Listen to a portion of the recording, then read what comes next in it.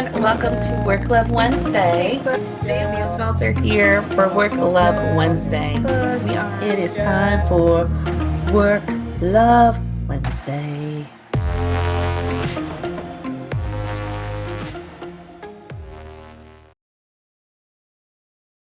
Everyone, it is Wednesday, which means it is time for some Work Love Wednesday.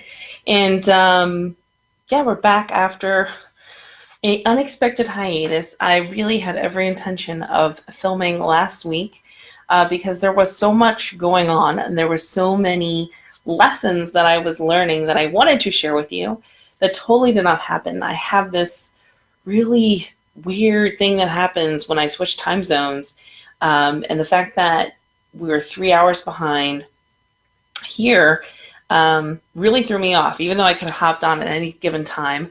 But because it was like I wasn't on in time when I usually am on, I gave myself a free pass to kind of like wait till next week. Anyways, so back today in the office. This is probably the first day in the office for almost a good week. I was here last night for some yin yoga and doing some qigong treatments, and that was pretty awesome. This morning taught the qigong weekly class, which we only have a couple more weeks left of summer session.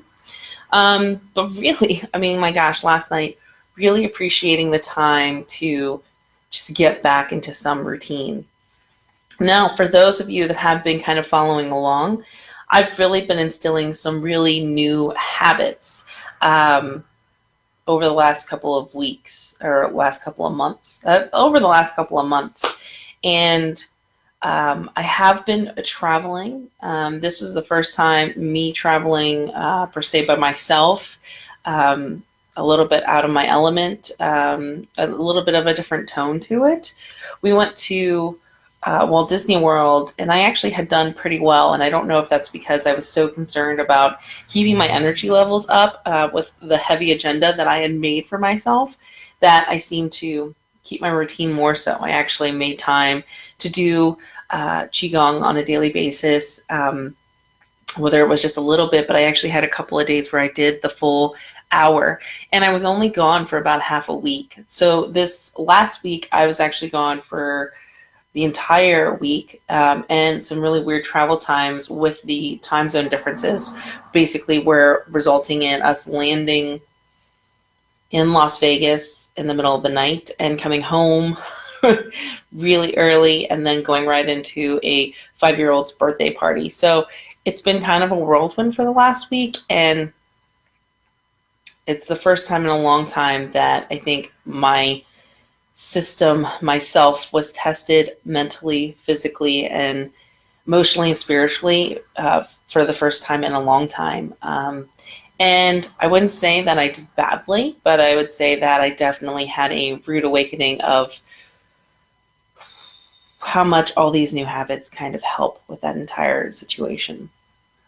And so in the last week, and I'm a big believer that the universe delivers us some amazing lessons when we need to have them happen. And that was happening a lot for me last week, definitely on the emotional aspect. And so there was a lot going on with me emotionally.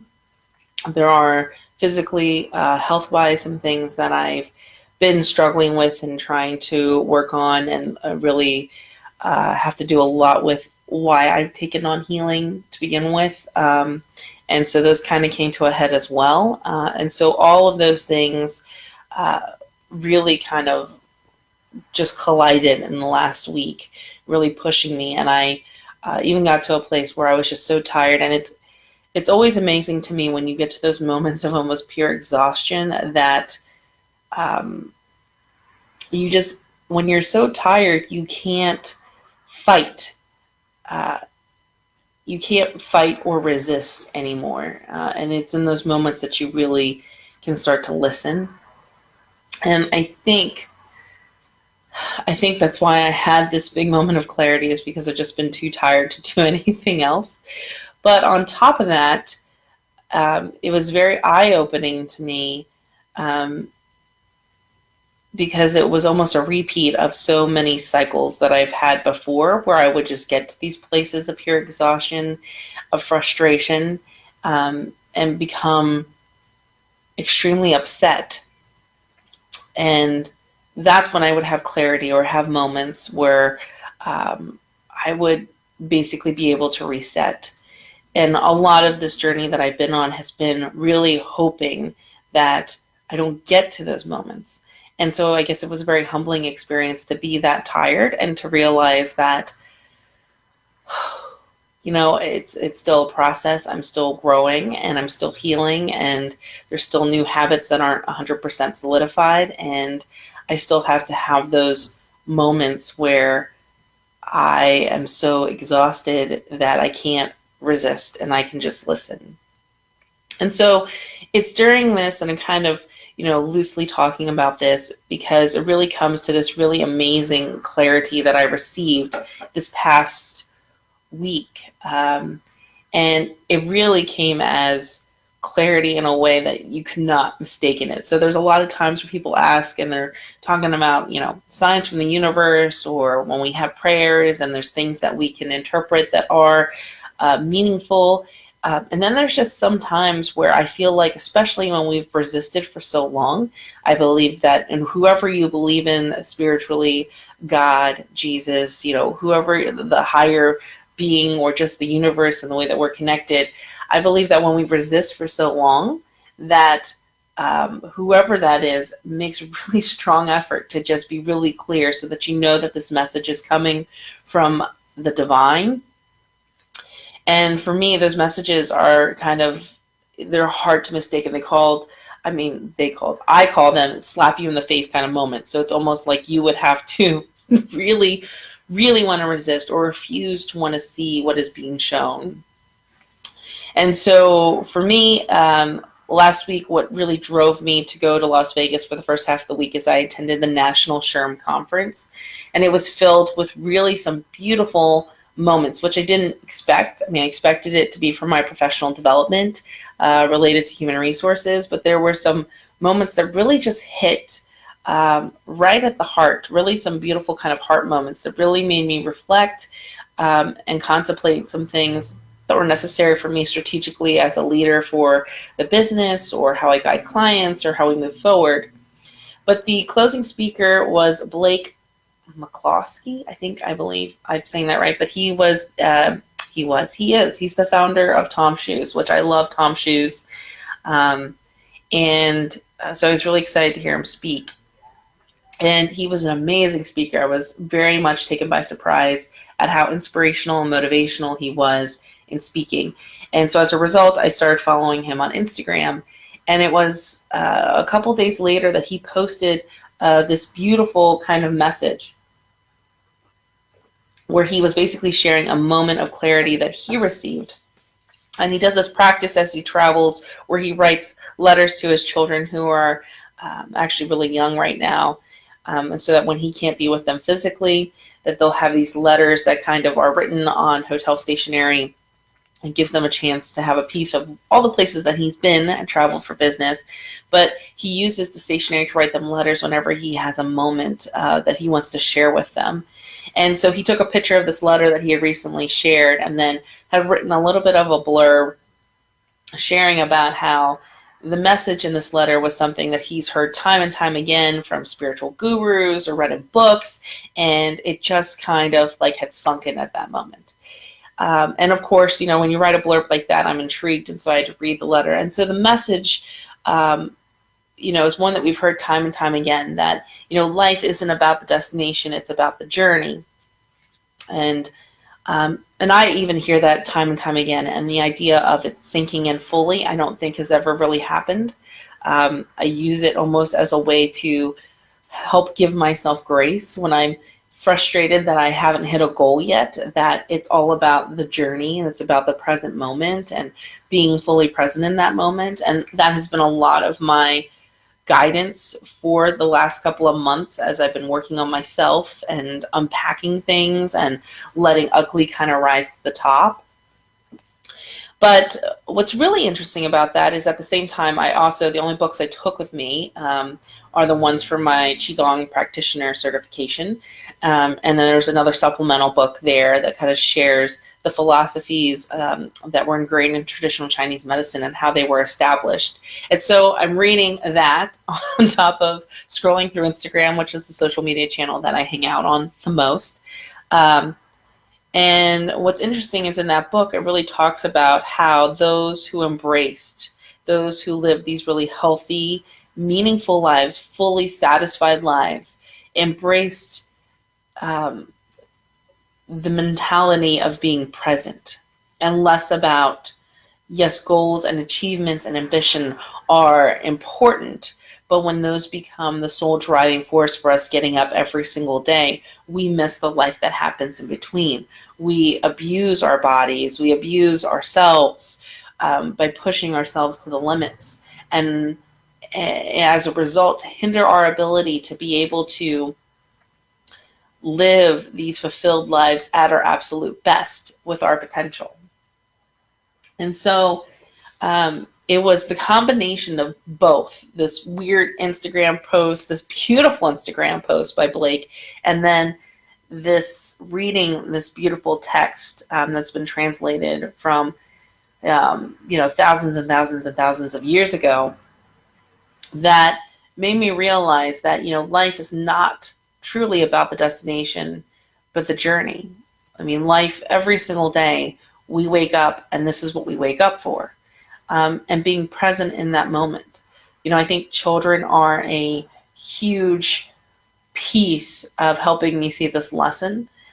Zoe just turned 5 this past weekend, and she's going into kindergarten, and looking at baby pictures and seeing how fast that time went.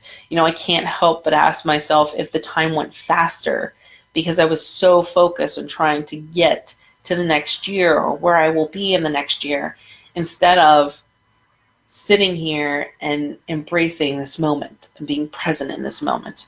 Whether we're talking about health, what I will feel like when I'm fully healed, or weight loss, what I will feel like when I finally have that body that I want, or relationships, what I will feel like when I finally find that dream individual or my soulmate, or if my marriage gets better, or when I have kids. A lot of us, myself included, and I do it all the time, I just have to wait for this to happen, and then we're going to start living life. And that's not what happens. There's always another dream. There's always another goal. There's always something more that we're going to go after. And I do believe us as passionate professionals, and I think all of us are destined to have a really passionate vocation here on earth and do some meaningful work. And you're always going to be doing more, giving back more, changing the world in a bigger fashion. But those people who do it are the ones who live day to day. They're the ones who live for today, for the moments they're going to experience today. Being able to disconnect and hit the pause button and really be present for the moments with their children, or for their spouse, or to connect with the people that are around them in those random moments where some of the coolest relationships are happening. That is what life is about.